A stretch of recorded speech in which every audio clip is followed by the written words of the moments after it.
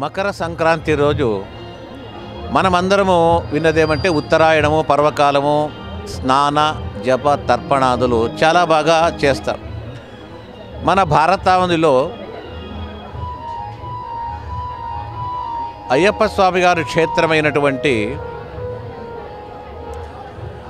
ఆ మహాక్షేత్ర మూలక్షేత్రంలో ఎందరో దేశపు నలుమూలల నుంచి జనాలందరూ కూడా శబరిమలై క్షేత్రానికి వస్తారు. చాలా కోలాహలంగా ఉంటుంది. మకర జ్యోతి ఆ రోజు వెడలుతుంది అని చెప్పారు.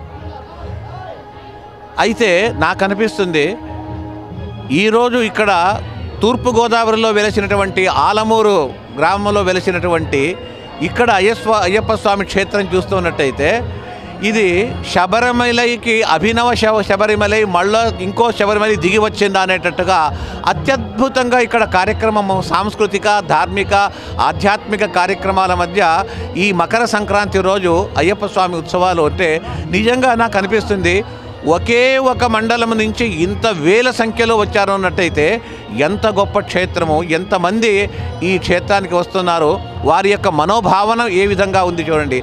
చిన్న పిల్లలను చూస్తుంటే కన్యామణులు, school going students or college going students, అటువంటి వారందరూ కూడా శ్రద్ధగా గంటల తరబడి ఆ జ్యోతిని పట్టుకుని వెళుతున్నారంటే ఎంత ధర్మం పైన ఆసక్తి.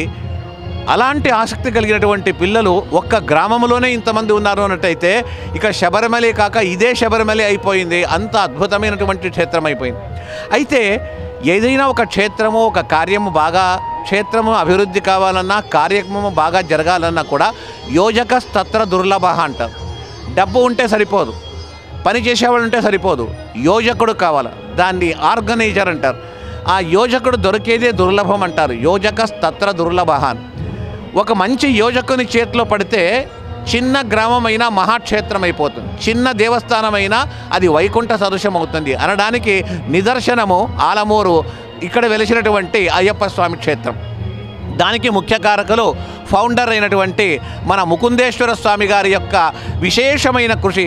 30 ఏండ్ల పైన ఆయన శ్రమించి ఈరోజు ఇంత గొప్ప క్షేత్రంగా మార్చినటువంటి ఘనత మన ముకుందేశ్వర స్వామి గారికి చేరింది.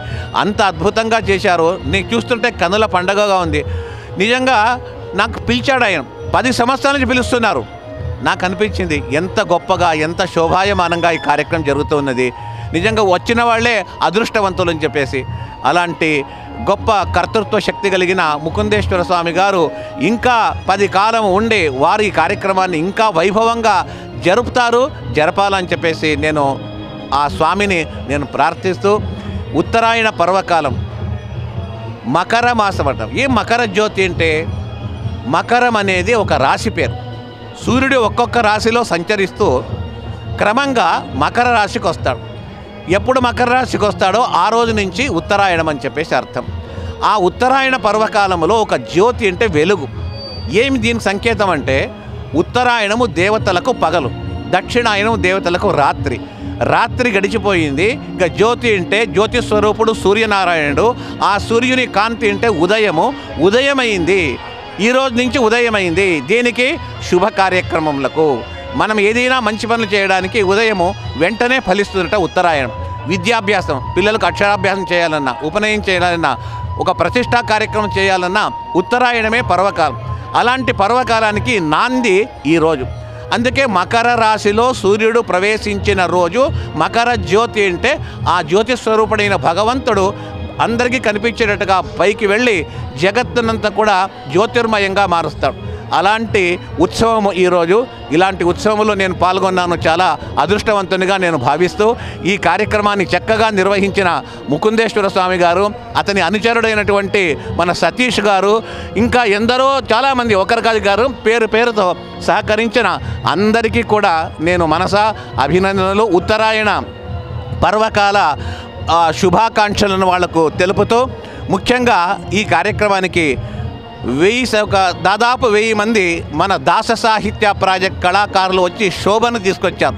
చక్కటి కోలాటల చేత, సంకీర్తనల చేత చాలా బాగా ఈ ఉత్సవంలో పాల్గొన్నందుకు వారికి కూడా నేను ప్రత్యేకంగా అభినందనలు తెలుపుతూ ఉన్నాను. ఓం నమో వెంకటేశాయ. Hare Srinivas. Like and subscribe Eagle Media Works.